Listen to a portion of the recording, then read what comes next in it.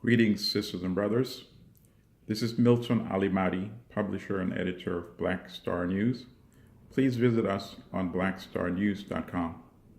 Today, sisters and brothers, I want to speak briefly about the revelation on the CNN video of the slave auctions in Libya, the auctioning of enslaved Africans in the 21st century in Africa. But people that followed the Libyan war, the NATO war on Libya in 2011, should not be very shocked by these revelations as to what is going on in Libya today. We at the Black Star News wrote dozens and dozens of editorials, very critical at that time, to the ethnic targeting of Black people in Libya by the rebels supported by NATO. We wrote at least 50 or more editorials. We thought it was very important for people to know about what was going on. Many of the major corporate media ignored those targeted atrocities. And I'll tell you why. I believe they knew that if people in the United States, decent people, in France, in Britain, in Italy, the primary countries that were supporting the NATO war on Libya, had they known of the atrocities specifically being meted to Black people, they might have started raising questions and saying, why are we supporting these types of insurgents that are committing ethnic cleansing? I must say, to its credit, the Wall Street Journal wrote a number of very critical articles. The reporter's name is Sam Dagher. I think it's Dagher.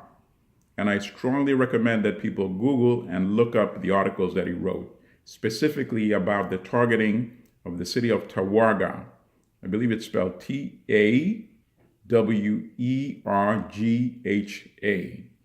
was a city that was populated primarily by Black Libyans. The population, about 40,000. Sam Dagher wrote an article about that city and how it was completely depopulated of its population of Black Libyans. And then when the buildings were burnt down, the insurgents would write words such as slaves on those buildings. In fact, according to one of Sam Dagher's articles, one of the brigades was named the Brigade for Purging Slaves, Black Skin. That was the name of the brigade that was targeting Black people in Libya. So how can it be shocking that today we are hearing about the slave auctions going on in Libya? There was a scheme in terms of trying to suppress this kind of information from the general, broader public. And I'll give you a specific example from the challenges that we encountered as well. We wrote an editorial and we published it on the website on September 4th, 2011. And the headline was, New York Times reports on Libya ethnic cleansing of Black people months later, because that was in September. The Wall Street Journal had been writing about this ethnic targeting of Black people as early as June 2011. So we raised the questions in our editorial. Why is a major paper like the Times writing about this issue this late? Might it be because the paper had made up its mind to be one-sided in its support of the rebels, and it thought that perhaps had the paper started exposing these type of racist atrocities being committed by the rebels, it might have undermined their credibility of the rebels and support for their insurgency? That's a legitimate question that perhaps the Times still needs to answer. Anyway, I bring this issue up to then tell you what happened. After we published this editorial on September 4th, 2011, we could not access our website for at least 3 days. And we called our hosting company Network Solutions, and we were told that it was a technical problem. After the third day, I told the folks at Network Solutions that I didn't believe them. I said I did not believe that all the hundreds and hundreds of websites that they host, that all those websites could not access their website for 3 days as well. Well, lo and behold, a few hours later, our website was back on. I was very perplexed. What was really going on? Then when I looked at the website and started going through all the articles, I realized that the editorial that I just mentioned had been deleted. The one about the New York Times writing about the atrocities 2 months later.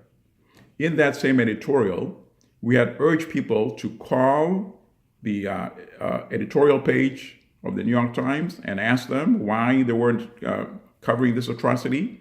We'd also urged people to call the National Urban League, NAACP, the White House, the State Department, and to raise these questions. Why were these horrific atrocities, the ethnic targeting of Black people in Libya, which qualifies actually as crimes against humanity, being ignored by the major media? Well, anyway, what we did was then we wrote that editorial again. Actually, fortunately, other websites had also already published that editorial. So we reposted that same editorial again on our website with another editorial and explaining what had just occurred.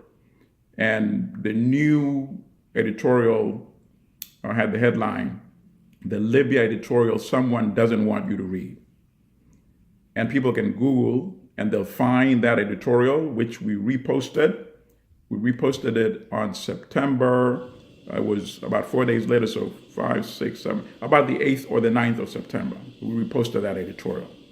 Now, why do I bring all this up?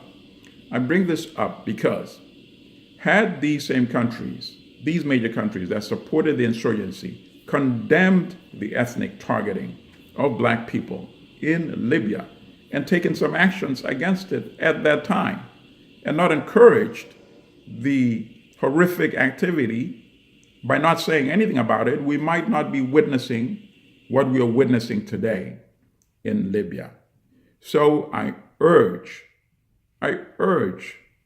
all my colleagues in journalism, don't ignore a story, perhaps because it suits the agenda of a government in place. Don't. It's your responsibility to speak truth to power.